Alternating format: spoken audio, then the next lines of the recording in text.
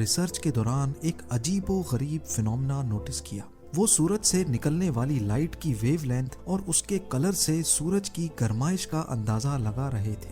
یہ کام زمین سے بیٹھ کر ہی اسپیکٹوگراف کی مدد سے کیا جا رہا تھا۔ آپ کو یہاں بتاتے چلیں کہ لائٹ کے کلر اور اس کی ویو لینتھ کا ڈائریکٹ کنیکشن اس کے ٹیمپریچر سے ہوتا ہے۔ جو نتیجہ سائنسدانوں کے سامنے آیا اس نے ایک ایسی مسٹری کھڑی کر دی جس کو آج تک سمجھا نہیں جا سکا۔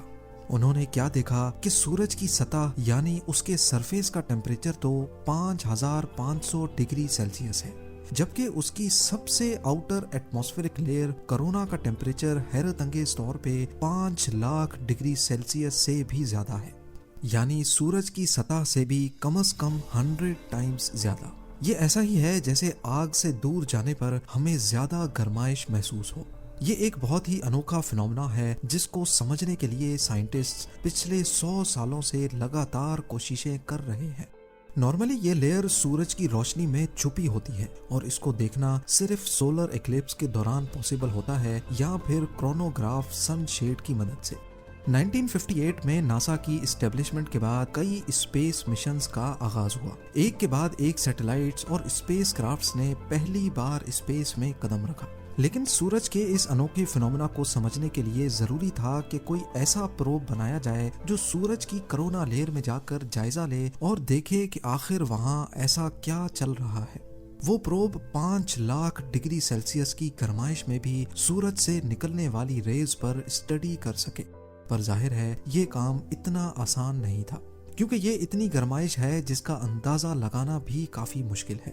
آئرن کا میلٹنگ ٹیمپریچر 1500 ڈگری جبکہ دنیا کا سب سے سخت میٹل ٹنگسٹن ہے اور اس کا میلٹنگ ٹیمپریچر بھی 3422 ڈگری سیلسیس ہے، یعنی سورج کی سطح ہی ان دونوں میٹلز کو پلک جھپکتے ہی میلٹ کر دے گی۔ تو سوچیں کرونا لیئر جہاں لاکھوں ڈگری کی گرمائش ہے وہاں ان کا کیا حال ہوگا۔ پارکر سولر پروب کی ڈیزائننگ اور ڈیولپمنٹ تو ایک مسئلہ تھا ہی، پر اس کو سورج تک پہنچانا اس سے بھی بڑا ایشو تھا۔ جی ہاں، سورج جس نے ہمارے سولر سسٹم کے پلینٹس کو آپس میں بانڈ کر رکھا ہے، اس کے قریب جانا بہت ہی مشکل ہے۔ سب سے پہلے تو یہ سمجھ لیں کہ اگر کسی سیٹلائٹ کو ارتھ کے آربٹ سے نکال کر واپس ارتھ پہ لانا ہو تو اس کی اسپیڈ کم کرنی پڑتی ہے تاکہ ارتھ کی گریوٹی اس پر حاوی ہو سکے اور اس کو اپنی طرف اٹریکٹ کرے۔ اسی طرح اگر اس کو ارتھ پر نہیں بلکہ کسی اور پلینٹ پہ بھیجنا ہو تو اس کی اسپیڈ بڑھائی جاتی ہے تاکہ وہ